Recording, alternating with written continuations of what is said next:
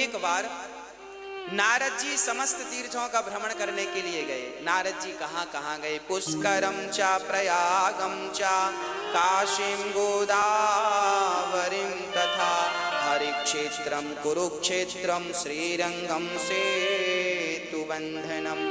नारद जी बोले मैं समस्त तीर्थों में गया पर ना पश्यम पुत्र मिच्छर महामनः संतोष कार्यक्रम, मुझे कहीं शांति नहीं मिली।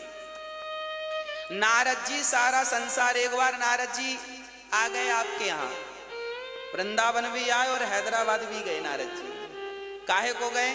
शांति देखने गए। शांति कहाँ है? आपके घरों में शांति है मैया जी? है।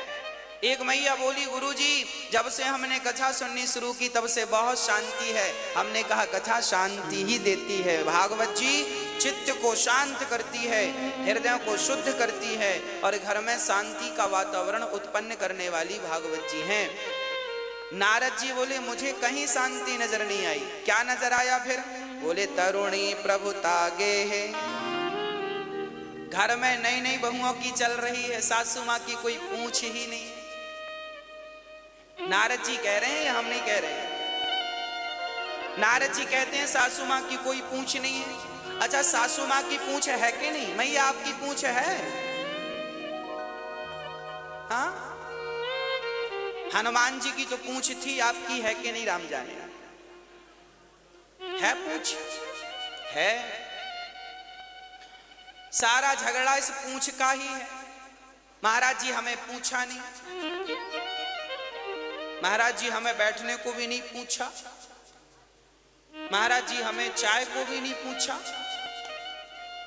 झगड़ा किस बात का है? बहू कहती है सास ने फटी साड़ी को नहीं पूछा, तो सास कहती है तुमने कब पूछा हमसे खाने को। सारे घरों में झगड़ा किस बात का है? पूंछ का। इसलिए हनुमान जी लंका गए थे तो अपनी इस पूंछ में आग लगवा के आए थे। जितने जल्दी हो सके आप लोग भी अपनी अपनी पूंछ को जला दो, होली आ रही है। जला दो इस पूंछ को, नहीं तो ये पूंछ आपको जलाएगी।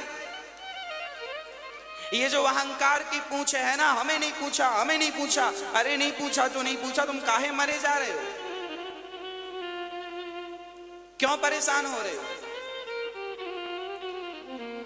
अपनी अहंकार की पूंछ को जलाकर भस्म कर दो, तब शांति मिलेगी। कोई पूछे ना पूछे, मेरी मां आप लोगों ने अपने चाबी दूसरों को दे रखी है। प्रॉब्लम यहां आप बहिर्मुखी हो।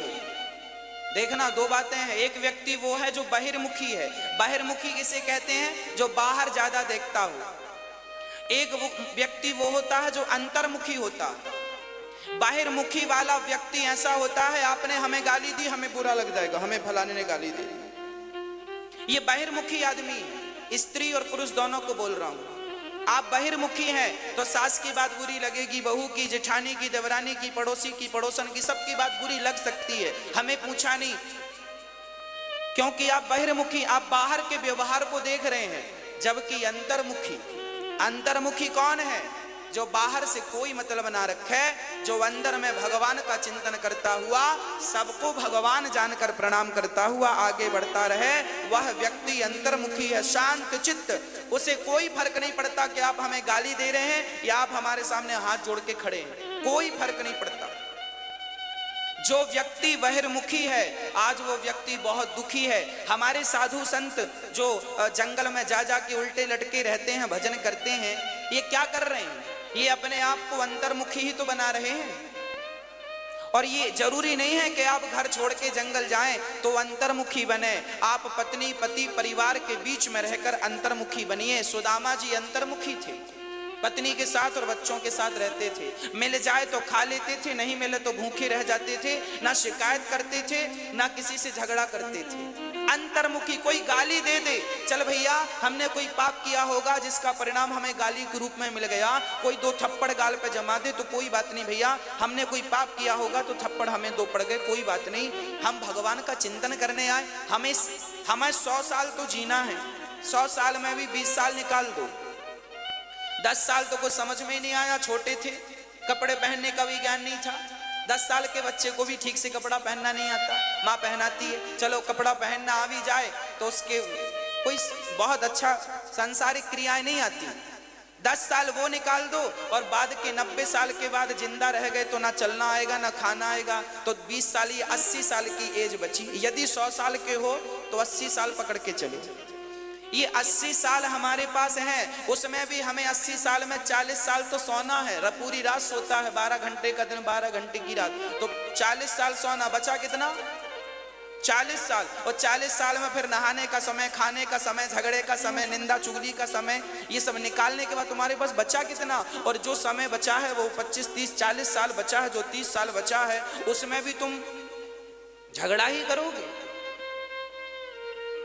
उसमें भी तुम ये देखोगे कि ये हमारा सम्मान नहीं किया। अब अरे करने ना करे सम्मान, सुना करे चूल्हे में जाए। तुम्हारा क्या घुर गया, क्या कम पड़ गए, तुम वजन कम हो गया, तुम्हारा सम्मान नहीं हुआ। तो ये मान अपमान सम्मान जब तक इनसे ऊपर नहीं उठते आप, तब तक आपको भगवत प्राप्ति नहीं होगी। जिन जिन संतों ने, बताओ क्या मीराबाई का अपमान नहीं हुआ?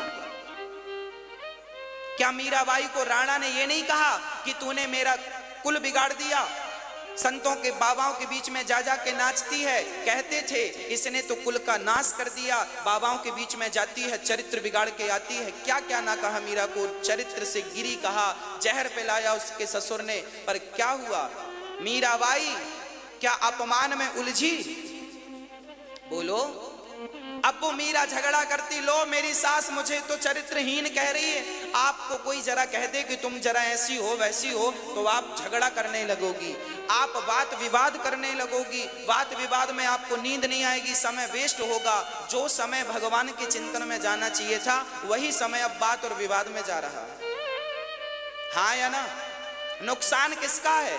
आप हमें गाली दे के आगे बढ़ जाएंगे, पर हम रात भर सोचते रहेंगे फलाने ने गाली दी गाली दी। आप तो आराम से सो रहे हैं, हम सोच रहे हैं, क्योंकि हम बहिर्मुखी हैं, क्योंकि हम बहिर्मुखी हैं। मीरा को गालियां दी लोगों ने, जलील किया, पर मीरा ने जानती थी इनसे झगड़ा करके क्या करेंगे, इनके मुंह क्या लगे।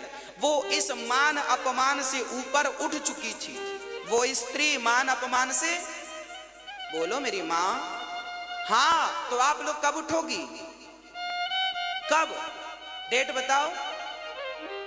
आज उठ जाओगी? चलो अच्छा, आज उठ जाना। कोई गाली दे, देने वाला चूल्हे में जाए, आपको क्या करना? बिल्कुल शांत चित्त से भगवान में ध्यान लगाओ। नरसिंह मेहता का चरित्र आपने कभी सुना या पढ़ा हो? नरसिंह मेहता का चरित्र सुना होगा। नरसिंह मेहता के भाई ने, भौजाई क्या बोलती थी? हट्टा कट्टा निठल्ला, घर में पड़ा पड़ा खाता है, कुछ कमाता नहीं है। ये नरसिंह मेहता को उनकी भौजाई ने कहा था। अपमान किसे नहीं सहना पड़ा? क्या ध्रुव जी को अपमान नहीं ध्रुव जी की माँ सुरुचि माँ हाथ पकड़ के समाज के बीच में गिरा दिया, जा तू इस गोद में, अपने बाप की गोद में बैठने का अधिकारी नहीं है, जा। अब सोचो, भरी सभा में आपको हाथ पकड़ के निकाल दिया जाए, क्या ये अपमान नहीं है?